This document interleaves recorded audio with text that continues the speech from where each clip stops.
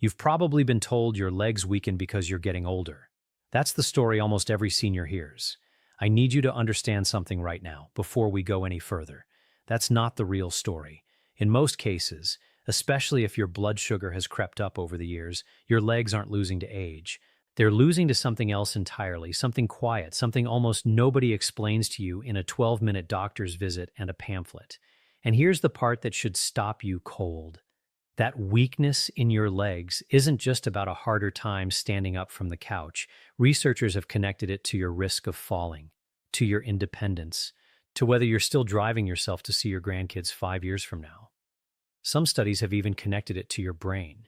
But stay with me, because this is where it turns. This exact kind of weakness responds, and it responds fast, to something as ordinary as what's already sitting in your refrigerator tonight. In the next few minutes, I'm handing you 6 foods, counted down in order, that real research shows can rebuild strength in aging legs. 60, 70, even 80. And I'll tell you right now, the food waiting at number 1 is not the one you're expecting. I promise you that. Stay to the end. You're going to want to hear this one. Welcome to Prime Health Insight. I'm glad you're here because what we're about to walk through together decides what the next 15 or 20 years of your life actually feel like in your own 2 legs. If you're new here, hit subscribe right now before you even finish this sentence, because every week we bring you exactly this kind of practical, doctor-informed information, and I don't want you missing a single one. Here's something worth sitting with before we even get into the list. Doctors who specialize in aging will tell you privately that grip strength and leg strength predict how someone ages better than almost any other number, sometimes even better than blood pressure or cholesterol. Nobody puts that on a poster in the waiting room, but it's true. The good news, the whole reason this video exists, is that this part of your body listens. It responds to what you do today. So let's talk about what's actually happening in there quickly, because once you see it, everything else on this list makes perfect sense. Picture a garden that's been cared for beautifully for 50 years. Every season, new growth replaces what fades, and the whole thing stays full and alive. Now picture that same garden slowly losing its gardener. That's your leg muscles as you age. But here's what most people never get told. When blood sugar runs high for years, that garden loses its gardener faster. Insulin resistance, sitting at the center of type 2 diabetes and prediabetes, works against your muscles 2 ways at once. Insulin is also a signal, a phone call telling your muscle cells it's safe to build new tissue. When cells stop listening the way they used to, it's a call with a terrible connection. Half the words never arrive. At the same time, elevated blood sugar quietly speeds up the breakdown of muscle you already have, building less, losing more, both at once. Researchers at Tufts University's Center on Nutrition and Aging have tracked this pattern for years, and it holds up again and again. Muscle mass and strength decline noticeably faster in people with insulin resistance than in people without it, even at the exact same age. Now imagine this instead. Waking up one morning, standing from your favorite chair, and realizing you didn't push yourself up with both hands. You just stood. That's the kind of change researchers are actually talking about when they study this. Here's the part almost nobody connects. Your leg muscles aren't just for walking. They're some of the largest, most metabolically active tissue in your body, which makes them one of your biggest storage tanks for glucose. Less muscle means less storage, which makes blood sugar even harder to control. Weaker legs feed unstable blood sugar. Unstable blood sugar feeds weaker legs, around and around. But remember this one sentence. That cycle runs in both directions. Rebuild even a modest amount of muscle, and your body starts handling glucose more efficiently, which makes it easier to build even more muscle. Same spiral, opposite direction. Food is one of the simplest doors into it. Let me tell you about Carol, 71, just outside Sacramento, managing type 2 diabetes for 12 years. Somewhere in the last 2, she started gripping the stair railing every single time, something she'd never once thought about before. Her doctor explained exactly what we just explained to you. Together they changed 2 things, what was on her plate and a short walk most days. 6 months later, Carol was halfway up her own staircase when she realized her hand wasn't on the railing. She hadn't touched it. Nothing about that morning felt dramatic. It felt ordinary, which is exactly why it stuck. She told her doctor at her next appointment, almost embarrassed by how small it felt to say out loud. He told her that ordinary forgettable moment was exactly what real progress looks like. It rarely arrives with fireworks. It arrives on a Tuesday morning you almost don't notice. Before we move into the 6 foods, tell me something in the comments. How long have you been watching your blood sugar? Whether that's prediabetes, full type 2, or just numbers you've started paying closer attention to lately. I read every single one, and it shapes what we cover next on this channel. One more thing before we start. This isn't a list built for clicks, it's built from actual nutrition research, published in journals like the American Journal of Clinical Nutrition, and studied at research centers like Wake Forest's Aging and Body Composition Lab. Stick with me through all 6, the order matters, and the wait is worth it. Let's start the countdown. Number 6, and this one is good. Just wait for how much better it gets from here. Beans and lentils. Here's why almost everyone underestimates them. Beans get treated like a side dish, scooped next to the real meal, almost as an afterthought. But nutritionally, they're doing something far bigger. Beans and lentils are a low glycemic protein source, handing your body real usable protein for muscle repair without slamming your blood sugar the way many carb-heavy foods do. Think of your bloodstream like a power grid, sugar like electricity running through it. Foods that spike blood sugar flip every light switch in the house on at once. Beans release energy slowly, like a dimmer switch instead of an on-off toggle, giving your body time to actually put that energy toward muscle repair instead of just absorbing a flood all at once. Diets higher in legumes and lower in heavily processed carbohydrates are tied to a meaningfully lower risk of muscle loss in older adults, and that pattern shows up across multiple studies of aging populations. The mistake almost everyone makes, treating beans as occasional. Make them regular? A simple lentil soup. Black beans folded into a salad. Chickpeas roasted until crisp. Here's a detail that quietly changes everything about how this food works for you. Beans are unusually high in fiber, and that fiber slows how fast your body absorbs everything else on the plate, not just the beans. Pair them with the rest of your meal, and you blunt the whole plate's blood sugar spike. Small detail, massive payoff over years of dinners. But beans are only the beginning, and what's coming next works on your muscles in a way almost nobody outside a research lab has heard, explained simply. Number 5, and this one's better. Fatty fish. Salmon, sardines, mackerel. Everyone knows fish is healthy. Almost nobody knows exactly why it matters this much for your legs specifically. Fatty fish is loaded with omega-3 fatty acids, and researchers have found these fats support the exact biological pathway responsible for building new muscle protein, like fuel poured straight into the part of the engine struggling hardest to turn over. Picture your muscle-building system as a construction crew that's gotten a little short-staffed with age. Omega-3s don't replace the crew, but they help the tools work.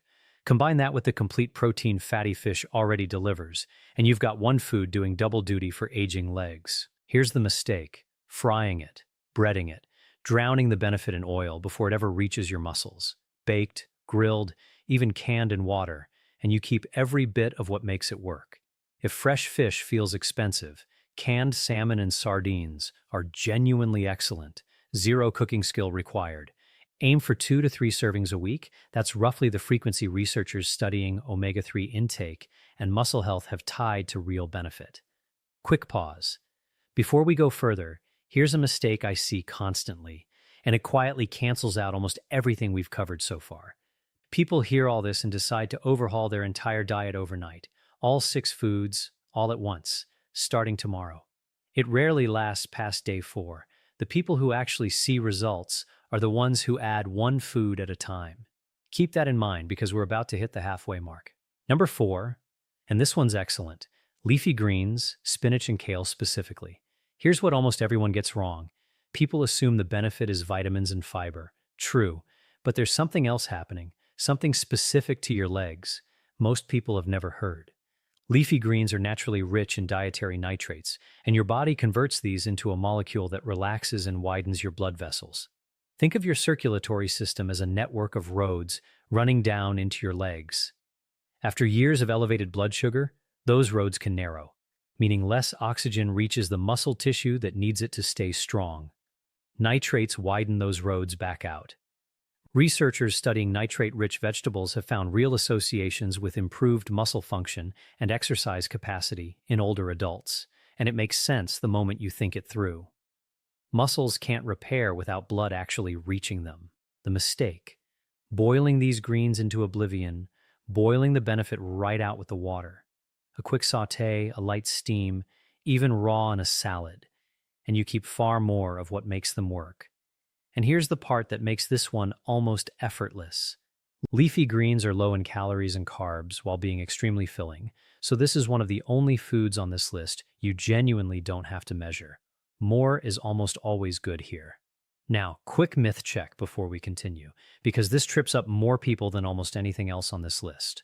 A lot of people believe leafy greens interfere with certain blood-thinning medications and should be avoided entirely.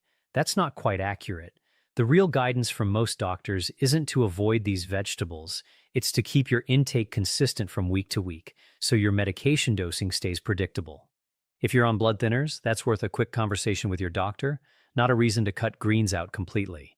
Number 3, and this one's amazing because it's not about which foods you eat at all, it's about something almost nobody explains correctly: timing. Greek yogurt. It sounds like a breakfast food, not a muscle-strengthening food, and that's exactly why people dismiss it. Greek yogurt delivers a type of protein absorbed slowly and steadily, giving your body a longer, more sustained supply of the amino acids your muscles need to rebuild. Think of regular protein intake like paying rent once a month in one giant lump sum. Greek yogurt is more like a slow, steady, automatic payment running throughout the entire day. That steady drip matters enormously as we age, because aging muscle becomes less efficient at using one big protein dose and responds better to smaller, steadier servings spread across the day. Greek yogurt runs naturally lower in sugar than flavored varieties and often delivers calcium and vitamin D on top. The mistake? Reaching for sweetened, flavored tubs loaded with added sugar, quietly undoing the entire benefit. Plain Greek yogurt, topped with real berries or a light drizzle of honey, gives you everything it offers without the spike. Let me tell you about Diane. 74, a suburb outside Phoenix. Diane always thought of herself as someone who ate well. Then her doctor mentioned, almost in passing, that her muscle strength testing was lower than expected for her age. She looked at her actual meals and realized they were heavy on carbohydrates and strangely light on protein, almost every day. She made one swap.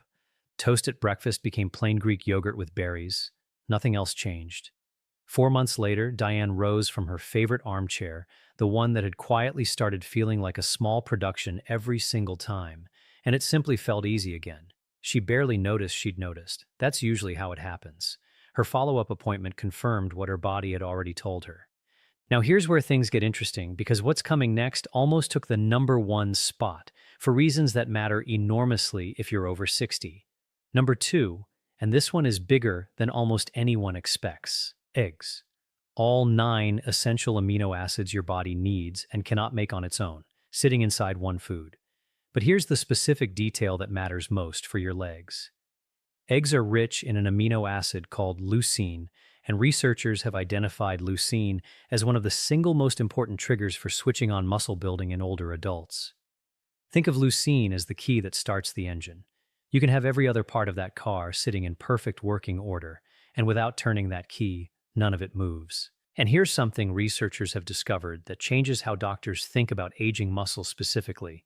As we get older, our muscles actually need a bigger dose of leucine to trigger that same building response, almost like a lock that's grown a little stiffer over the decades and needs a firmer turn of the key to open. Scientists call this anabolic resistance. It's a real measurable shift, and it's exactly why concentrated leucine sources matter more at 70 than they did at 30. Eggs deliver that concentrated dose efficiently, affordably, and with almost no cooking skill required. Let me tell you about Walter, 69, from a quiet neighborhood outside Tampa. Walter had spent years avoiding egg yolks specifically, a habit built from advice he'd carried since his 40s.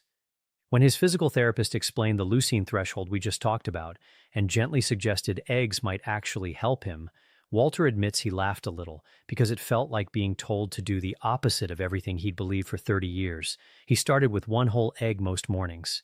3 months in, his grip on the garden hose felt different, steadier, on the first watering of the season.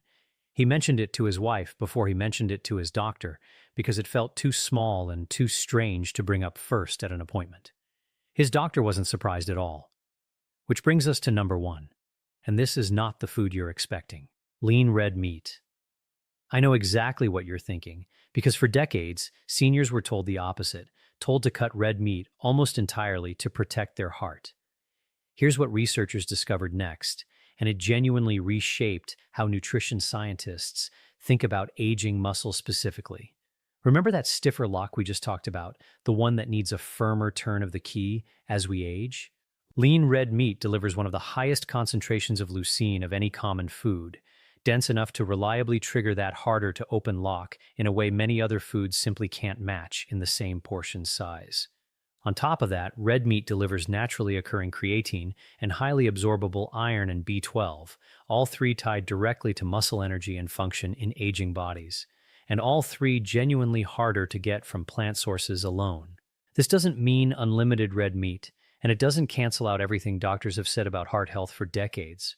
What it means is more nuanced and more useful, choosing lean cuts, sirloin, tenderloin, extra lean ground beef in modest, regular portions, rather than avoiding red meat completely out of a blanket, fear that more recent research has softened considerably for most people. As always, if you're managing a specific heart condition, that's a conversation for your own doctor, not a video. But for most seniors focused specifically on rebuilding leg strength, a food many were quietly avoiding may deserve a careful second look, not permanent exile from the plate. Here's the detail that makes this reversal genuinely worth pausing on. Researchers studying aging populations have specifically flagged low B12 and low iron as contributors to fatigue and weakness that can look almost identical to ordinary muscle loss, sometimes getting mistaken for it entirely, which means for some people, what feels like unavoidable aging in the legs may actually be a nutrient gap wearing an age-related costume, one that a few modest servings of lean red meat each week could genuinely help close. That's worth sitting with for a moment, because it's the kind of thing a quick blood test and an honest conversation with your doctor could actually clarify. So let's bring this all the way together, because you've just heard more than most people learn in an entire year of doctor's visits. Beans and lentils, slow, steady, blood sugar-friendly protein, fatty fish, fuel for the machinery that builds new muscle. Leafy greens, the open roads your muscles need blood to travel down. Greek yogurt, a steady drip spread evenly across the day. Eggs, a concentrated key for a lock that's grown stiffer with age. And lean red meat, the food most people were told to fear, now understood as one of the most efficient tools for turning that stiffer lock at all. Here's the deeper truth sitting underneath everything we've covered today. Your body has not lost the ability to build muscle just because you crossed 60, 70, or 80. That ability doesn't vanish. It simply asks for more intentional support than it needed at 25. Researchers studying aging bodies find over and over that the body stays remarkably responsive to the right nutrition at almost any age. Weak legs are not a verdict. They're a message, and messages can be answered. If today gave you something you're actually going to think about tonight, standing in front of your own refrigerator, hit that like button. It genuinely helps this reach the people who need to hear it. And if you have a parent, a spouse, or a friend fighting this exact quiet battle, send them this video today, not next week, because this is so much easier to act on before a fall forces the conversation, not after. I know some of you watching this have already been managing diabetes or prediabetes for years, and some of you are just starting to pay closer attention to your numbers for the first time. Wherever you are on that path, this list works the same way, one small, honest change at a time. Before you go, tell me in the comments, which of these 6 foods are you already eating, and which one are you adding to your plate this week? I read every answer, and I genuinely look forward to seeing them. Your legs have carried you through more than you probably give them credit for. Raising a family, building a career, simply showing up day after day for decades. They've earned real support now, not quiet acceptance that weakness is just what happens next. Pick one change from this list, just one, not all 6 at once. Small, steady changes are exactly how strength gets rebuilt, in your muscles and in your confidence. Here's the simplest first step there is. Take one meal you already eat almost every day and add just one of these 6 foods to it, starting tomorrow morning. Don't rebuild your entire diet overnight. That version rarely survives the first week. Pick one, just one. Let it become ordinary before you add the next. Think about Carol on that staircase, hand not on the railing, not even realizing it yet. Think about Diane, rising from her chair without the small production it used to be. Think about Walter, gripping that garden hose and feeling something steadier than he expected. None of them set out to transform their lives overnight. They just stopped avoiding a food, added another, and kept going. Months from now, you'll stand up from your favorite chair without thinking about your legs at all. You won't even notice you've stopped noticing. And that quiet, forgettable moment may be the clearest sign there is that today's small choice quietly changed tomorrow. I'll see you in the next video. Until then, take care of yourself, one meal at a time.